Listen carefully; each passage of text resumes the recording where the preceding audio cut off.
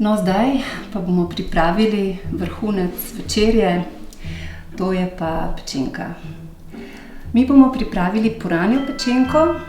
Puranova prsa so res dovolj velika, da nahranijo tudi do 6 ali pa še več oseb, odvisno koliko so velika.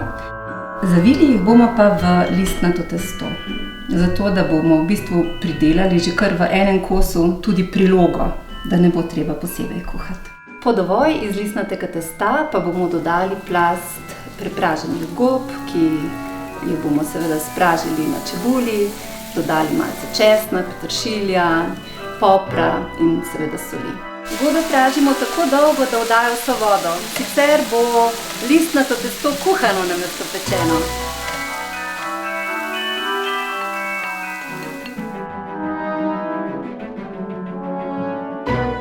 Meso dobro posolimo in začinimo s poprom.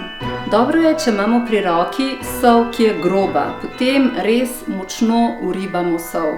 Če imamo samo običajno, bolj drobno mleto sol, pač tega efekta ne bo, ampak pazimo, da je soli dovolj, kajti meso je veliko in dobiti mora nek okus.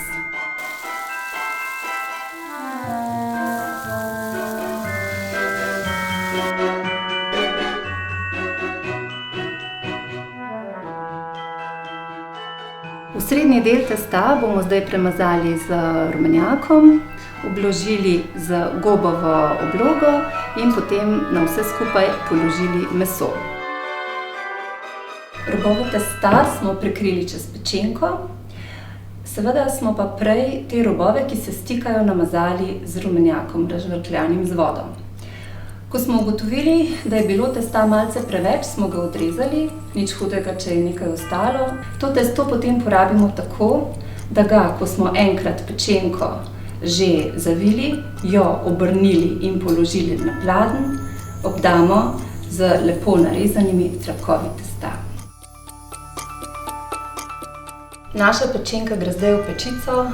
Ogreli smo jo na 210 stopinj Celzija, pekla se bo 1 uro. Po pol ure peke pa bomo dodali že kuhan, lahko bi bil na pol kuhan ali pa v celoti kuhan, vendar ne preveč seveda, krompir, ki smo ga prej prelili in zmešali z oljem in solili.